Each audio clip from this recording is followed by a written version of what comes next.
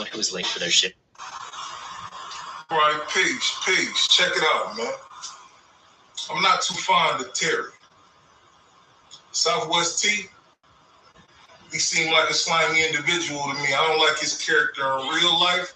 I don't like his character in the BMF series. It seemed like they depicted him the right way. It's loosely based on true events, you feel me? But it seems like they depicted the Southwest T dude the correct way, you feel me? Always trying to one-up Big Meech, always playing control games with the work or the plug or whatever the case may be. It seemed like a lot of the stuff they wrote into the series was kind of factual, you know what I'm saying? How you run off with the plug's money, cartel money. You feel me? It seemed like he was trying to get Meech and his crew off right then. You took off with the cartel bread.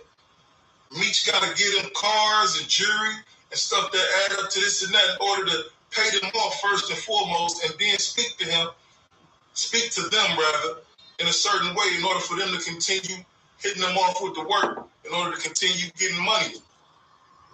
That's crazy. How you stealing bricks and money from the organization that you quote unquote helped create?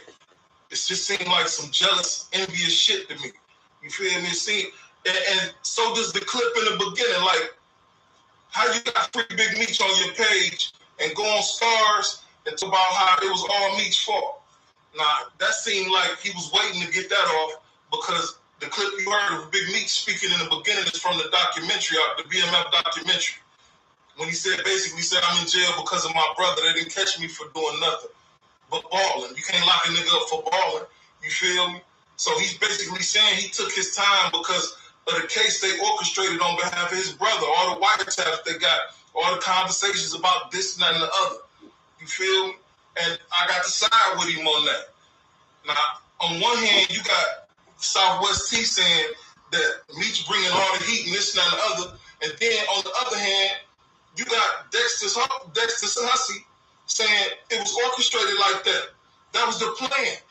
He was supposed to ball out and had them watching him and chasing them around while they's doing nothing but clubbing and spending money and leave the organization alone. The real niggas is doing work in the background.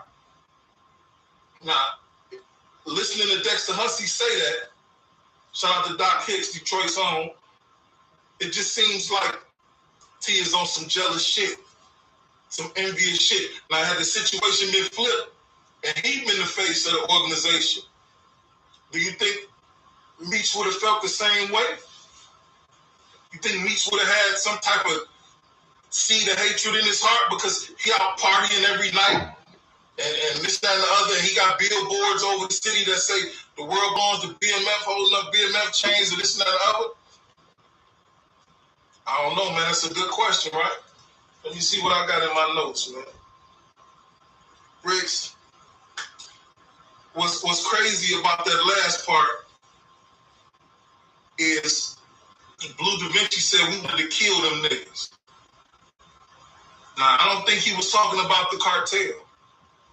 We all know it's split off into 263 and BMF, and he fell on the Big Meech side, which is the BMF side of things, you feel me?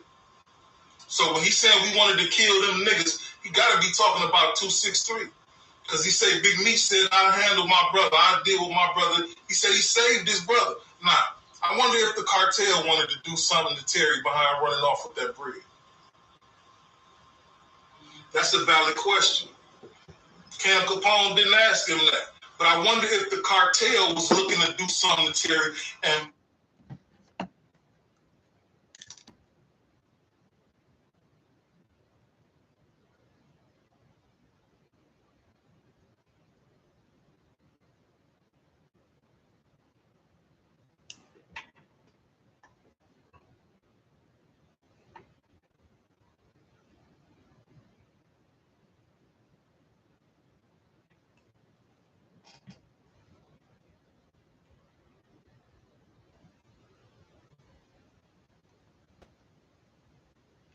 hair loss secret.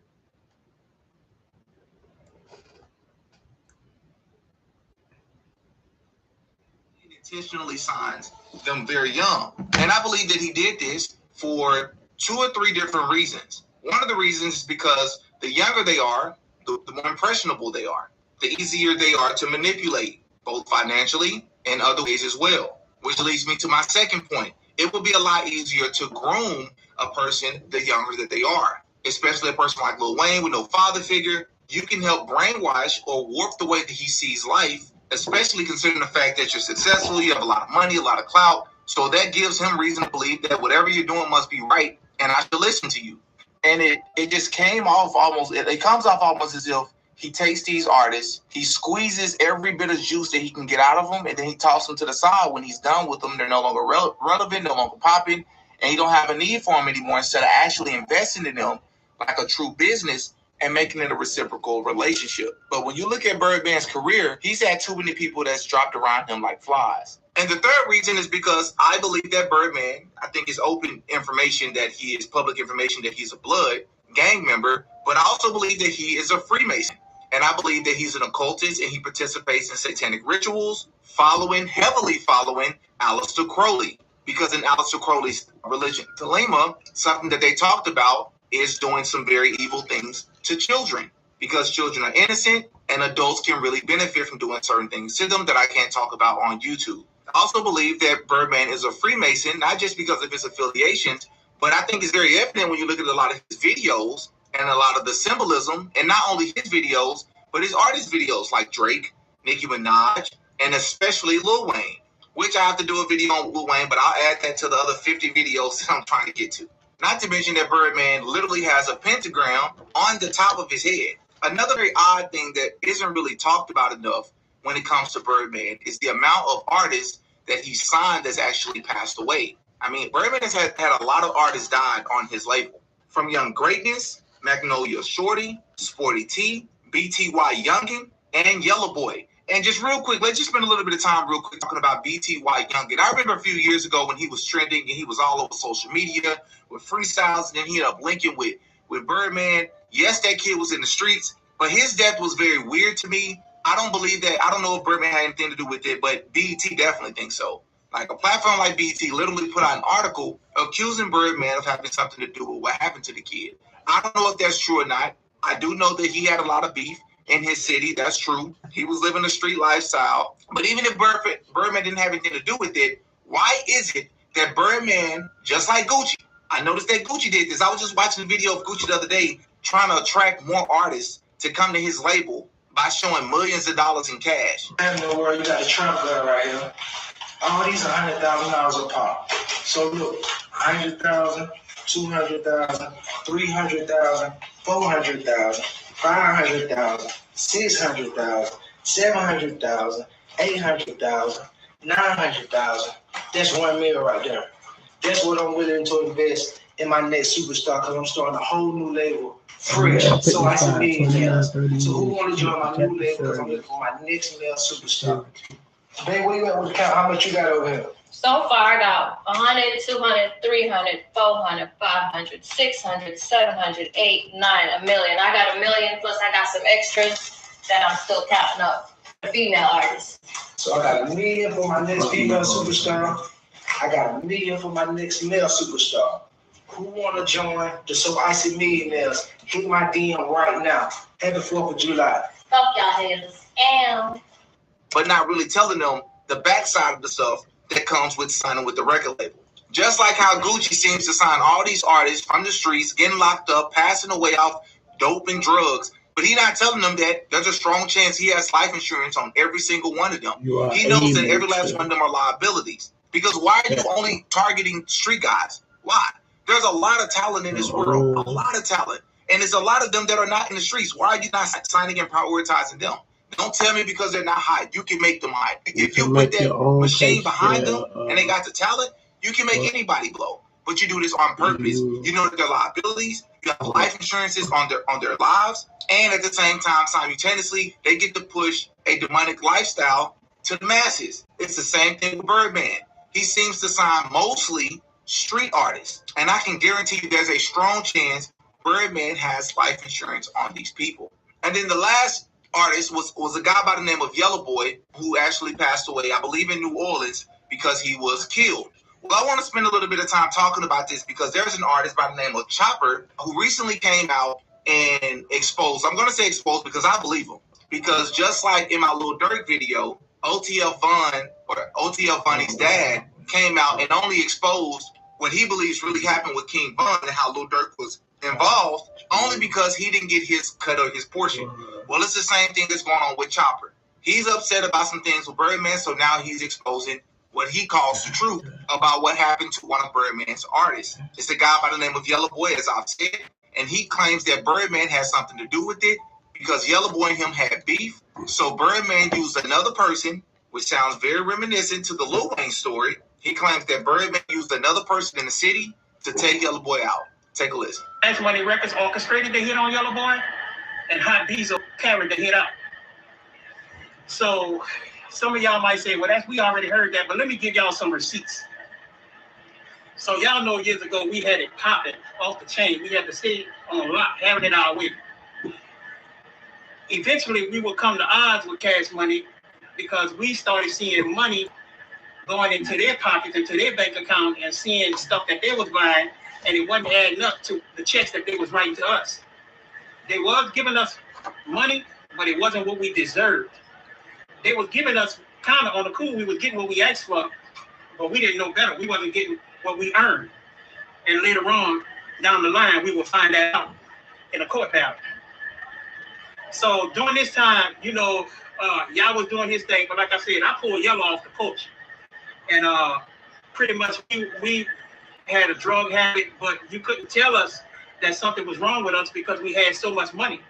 And that's one of the most dangerous drug addicts that can exist, is a drug addict with money.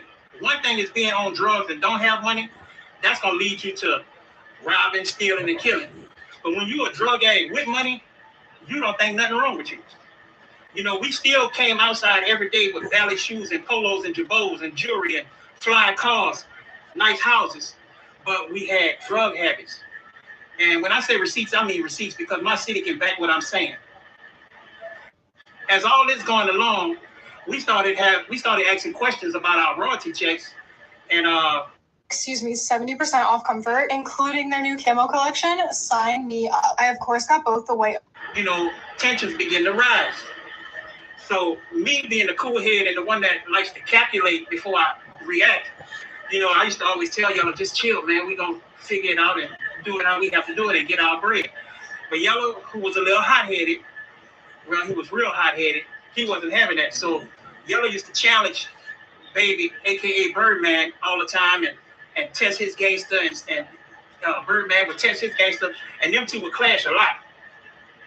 So during this time, most of the time when things would get too far, I get tired and get fed up and be like, man, I'm about to go get myself clean, this, that, and the other. And during this time, things had got real heated with us, and I decided that I wanted to go to the rehab and be like, man, let me clean myself up. And things had got real heated with Birdman and Yellow, and they had a verbal altercation that Yellow took it up on himself, and we rode around Birdman's house in New Orleans East and shot up a bunch of cars, 3-4 cars. So I got the phone call that he shot up 2 cars, this, that, and the other, and he kind of was on the move, and we wasn't talking to each other at this time because I was real pissed off with him.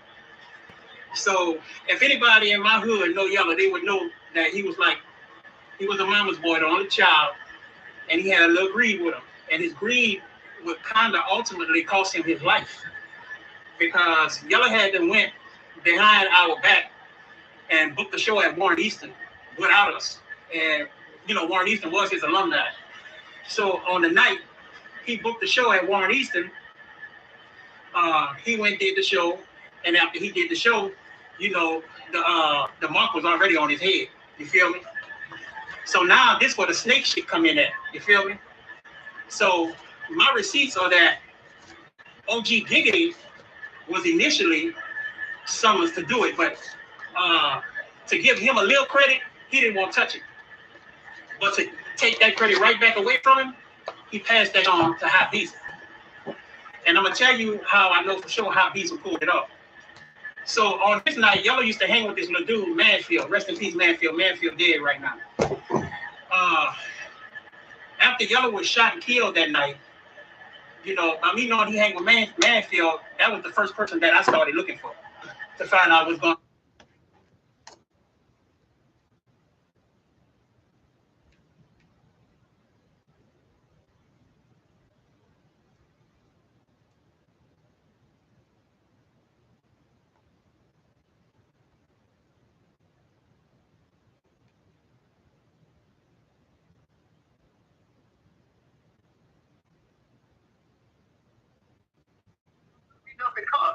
What are you going to get us on? What can you get them on? This indictment does not happen, at least not like it did, and at least not how it did.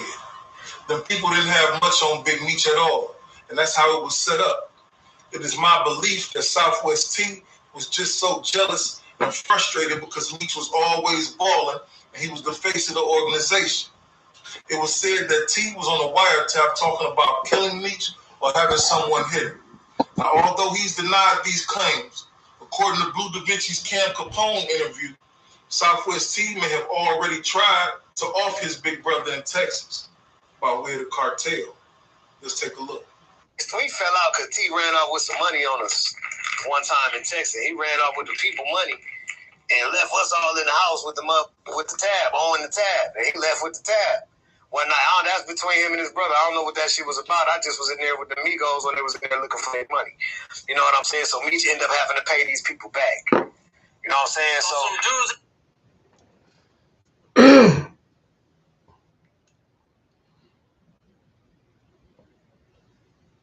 the streets, the hustle gang is undefeated. It's a lot of trickery. It's a lot of jealousy involved. You know what I'm saying? And it's a saying that when I was coming up,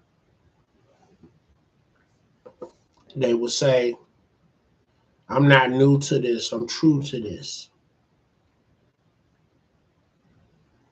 When you step in that world of trying to be a gangster, a street dude, a hustler, you're putting your life and everybody around you at risk. And you got to move real careful. And I just find that nobody gets away. You know what I'm saying? You know, now, if you've been watching the BMF series, it showed the strife of power and decision making that Meech and T goes through, you know. And honestly, they were perfect for each other because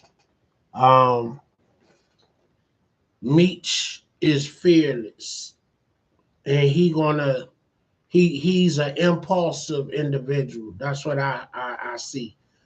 He fearless and he committed. He like, look, this gonna work, or I'm gonna die trying. Like on some 50 Cent, get rich and die trying, or die trying. Meech was really all in, 10 toes down with that. T was on some, I'm a thinker, I'm smart, and I'm gonna move like that. So honestly, they both complemented each other, if you ask me. I don't think they would have rose to the heights of success if they were by themselves. You know what I'm saying? Because you saw many times that T came to Meech rescue in the thick of things, you know. And you know, early on when they was moving work in the cars, and you know, one of the ladies got pinched, and then you know, T had started the legal business. I really believe T didn't never want to be in the game, but he had his brother back, you know, and that brotherly love, like, I'm not gonna let my brother be out there like that by himself. And, you know, and Meech never discouraged T, like, go home, you know, I got this. You know, I think Meech was like, Okay, I'm glad you down. I'm glad you with me because I know I can trust you. You know, but the right thing would have had to be done. The right thing to do was to tell T go home. You know, I got this. But in actuality, due to God sparing their lives as many times as you see, they've been in the thick of things, and they both done shed blood. Their own blood been shed. That's what I'm trying to say. Terry got shot in the eye. You know, Meech been shot up. So as much as you want and take from this business, the business is going to get theirs back from you in blood. As the saying is, get it in blood. The game been getting blood from them boys. But you get to a level that I'm in too deep. I can't turn back. This gotta work. I have nothing else. You know, I think this was Meech's mentality. And I'm gonna tell you what drives you. Coming home and your lights off. Your mom's working at Wendy's and your dad trying to work 2, 3 jobs to stay an honest man, and none of that is working. So you feel like I gotta do something. I gotta make something happen. And you can see the parents was against what they was doing, but it kept food and the lights on. They ain't had to like it, but they had to respect that their boys was allowing them to live. And they took that on the chest. You know what I'm saying? Their pops was proud of them, but he was hard on himself, thinking he failed his family. If y'all seen the current episodes, you know, when they was breaking up, the mom and pops was breaking up, and pops broke his hand because he was trying to go on tour because he was a musician, and having kids and a family kind of sidelined that, you know, and he get on with a gospel group to be in the group as a musician, and he played the keyboard and the guitar, and he can't play. He like, I can't take care of my family. What am I good for if I can't take care of my family? And that's how men feel. As men, we are protector, providers, and we supposed to take care and care for our family. If we can't do nothing else, and trust me, if that's not being done, you feel a way about yourself. Like, you know, I'm worthless. My lady don't respect me. My kids don't respect me. You looked at as a bum when you can't take care of your family. So that's why I think the risk that men in general take is because if you looked at as not being what you need to be to your family, that hurts you the most, more than anything. So therefore, after you being upset, crying, and feeling sorry for yourself, sometimes that decision get made. You know what? I'm going for broke. I feel like we gotta stop feeling like that because I just never understand this, you know, and I'm gonna say it a million times. If you from the hood, you from the belly of the beast. You know, nothing is handed to you, nothing is given. Everything is an uphill battle, and you're hardened. You're conditioned to that type of environment. But it never seems to amaze me how sensitive people are to jokes and criticism. You know what I'm saying? We should be ice cold with veins. You know, we should have ice in our veins when it comes to criticism. And what I mean is, like myself, my mom's used to look me in the eyes. I know what your friends doing, like, and my grandmother, but you know, we need to figure out how to circumvent the streets and do something better, bigger, to the point that you won't be a victim and a statistic out here laying in these streets. And this is my mom's. This is the person I love with all my heart that I'll die for. You know what I'm saying? And then next, my grandmother who raised me when mom's was at work. I spent a lot of time with her. Then I had, you know, a strong father that was a street dude, you know, and he put the fear of God in me and was like, you're going to be better than me. You're going to be a better version than me. I made a lot of mistakes because of my dysfunction that I was around and coming up in, you know, and because of that, you know, the family business was the military, but it stopped with my dad. So I think that's why I didn't desire to go in the military, because my father didn't go in the military. You know what I'm saying?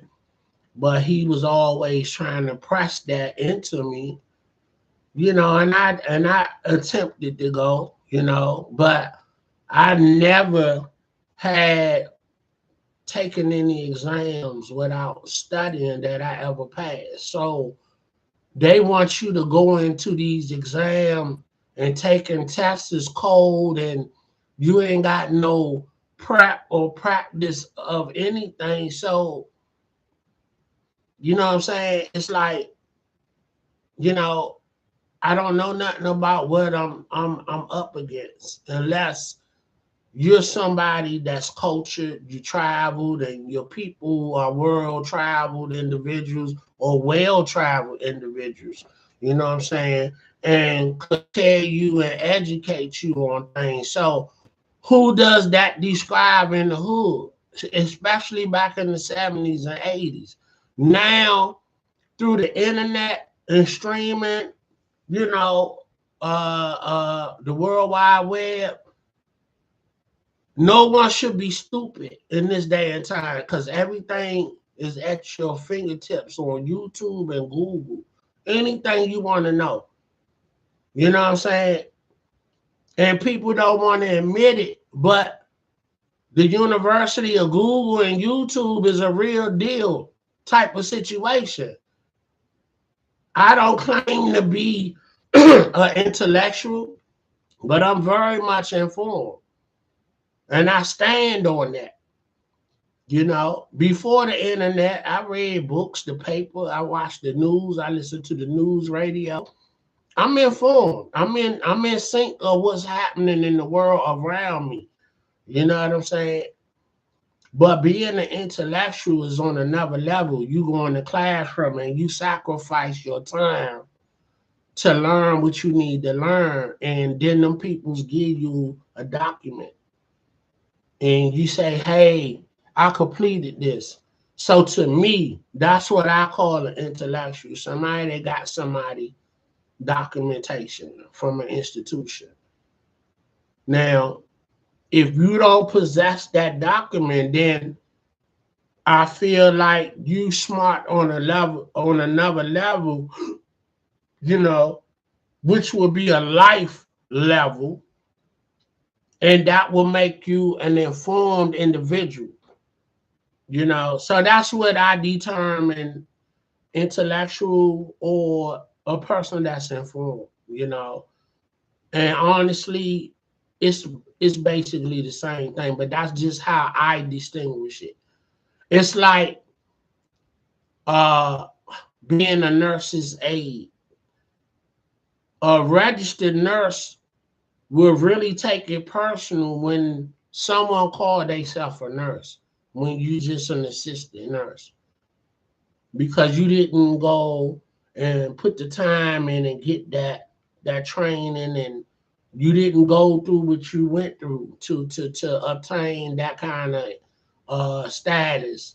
So, you know, they would check you real quick. Just like a security officer, it's different levels of security.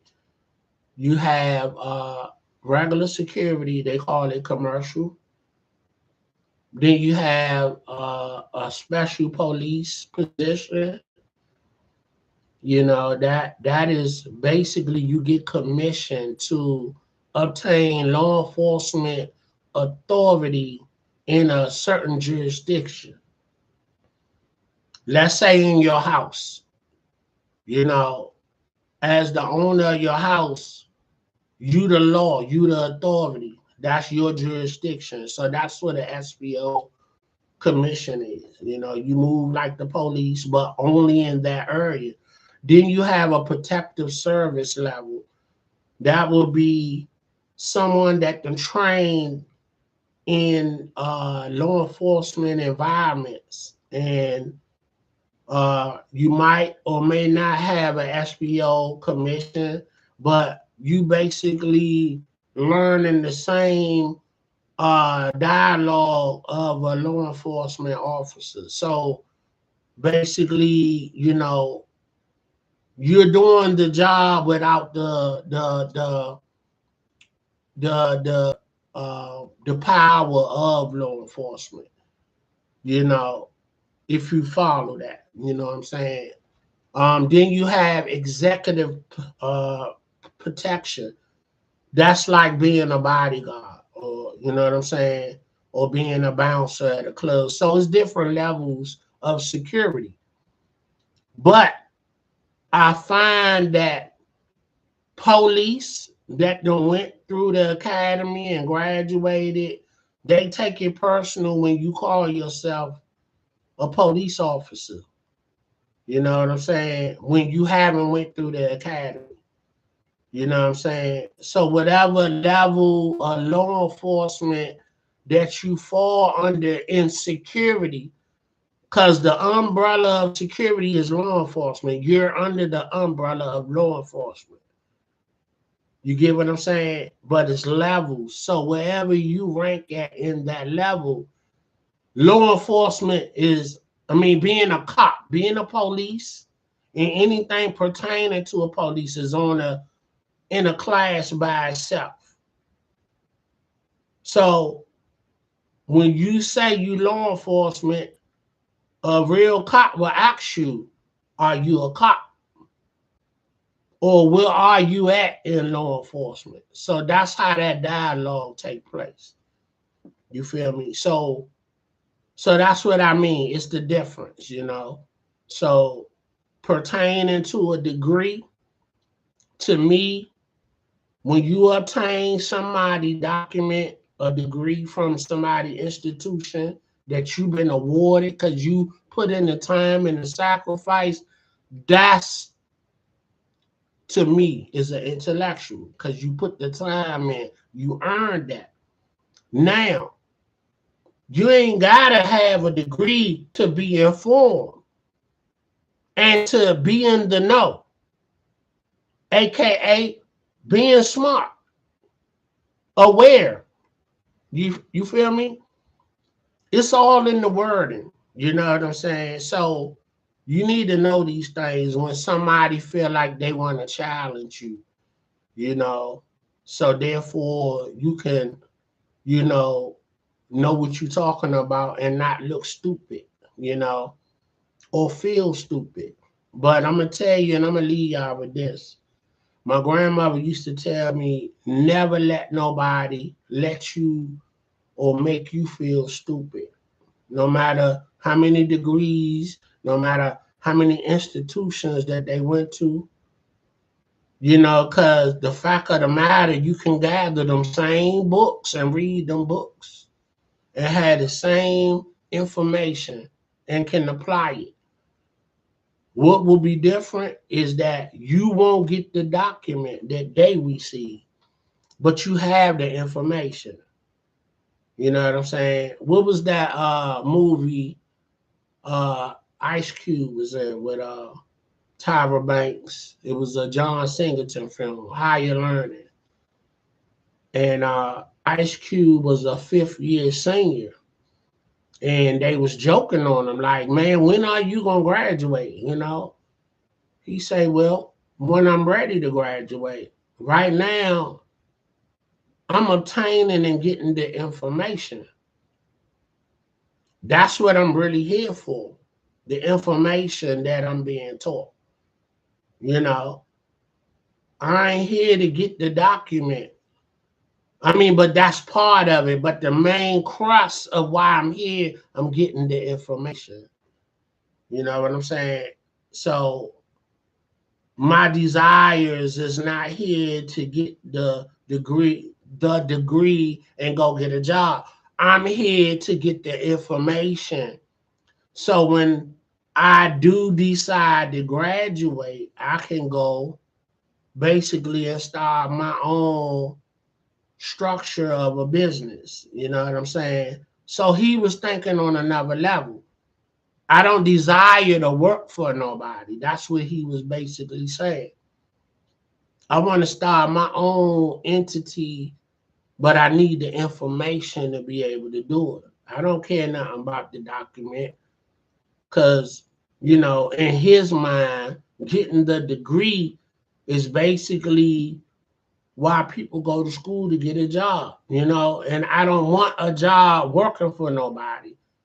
I'm going to be an entrepreneur. I'm going to work for myself. I'm here for the information. So that's a breakdown, if you follow what I'm saying. So, you know, but the title is Beware of Your Surroundings. And being aware of your surroundings is simply just knowing what you're up against.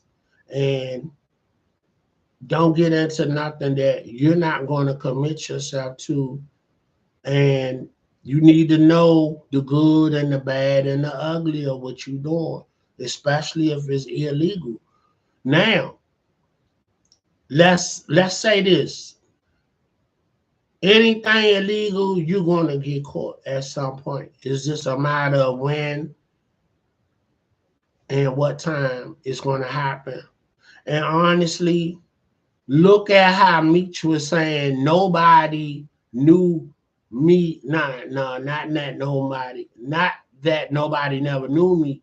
I didn't get caught for what I was doing. I got caught being caught up in somebody else's situation, which was his brother being on wiretaps. And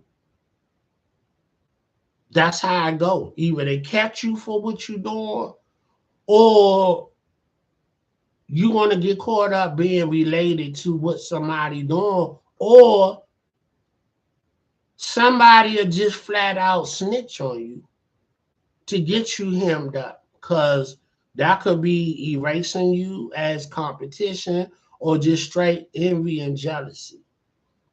I see it a lot. I've seen it a lot,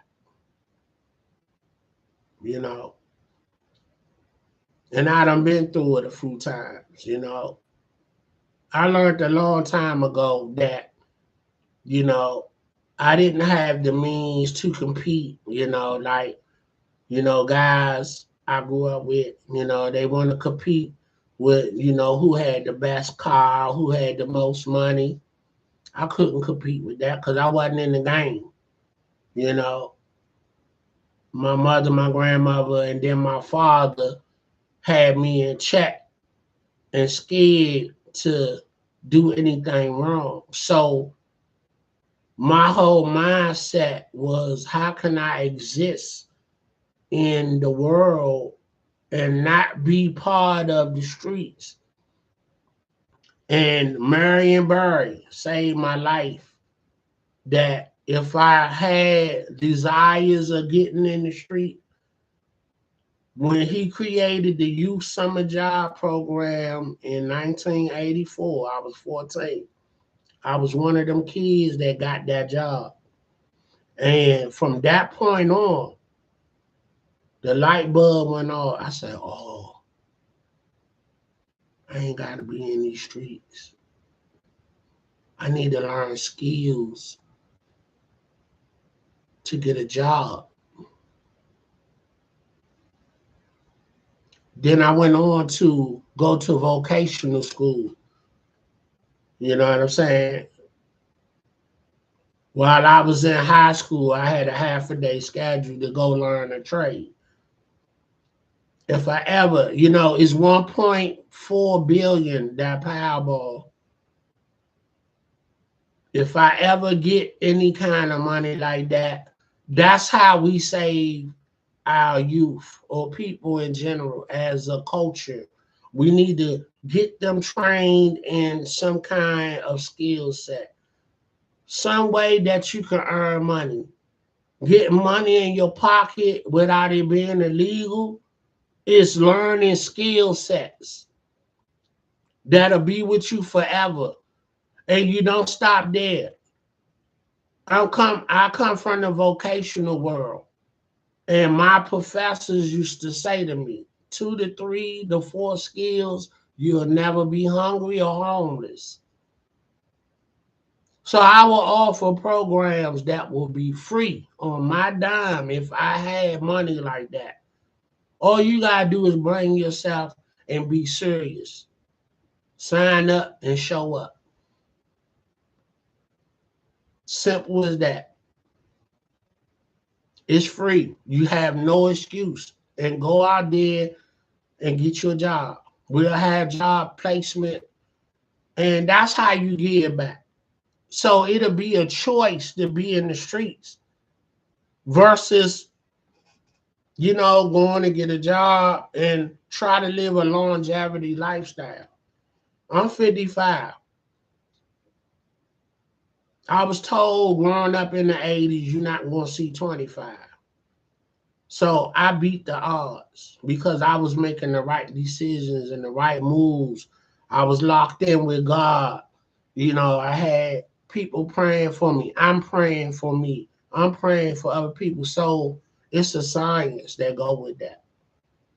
You get me? You know what I'm saying? But that summer job, when I got that first check, it was $200 to a 14-year-old in the 80s. Mind you, my friends walking around with probably 1,000 to 500, 1,000 to 5,000 in their pocket because that's how it was in the 80s. They used to clown me with knots and, man, why you working and when you could be out here? Like, I got a plan, bro. I'm trying to graduate high school. I might want to go to college. I might want to go in the military. You know what I'm saying? I played football. I played baseball. I might want to go pro. I got plans. And therefore, if I get myself killed out here or I get myself incarcerated, all my benefits that I got coming to me that will be at my advantage, all that shit is gone to the wayside. See, I was taught to think. And I was also taught that before you do anything wrong, think that shit through. Think it through. And if the odds of you not getting away with it, it's not a good idea to do it. Versus being impulsive. You know what I'm saying? So when you learn how to think things through and take the time to think things through, you're going to come out on top every time. And I'm going to leave y'all with that. Be aware of your surroundings. This big day, streets finest. Salute. I'm going to holler. I'll be back. Stay up.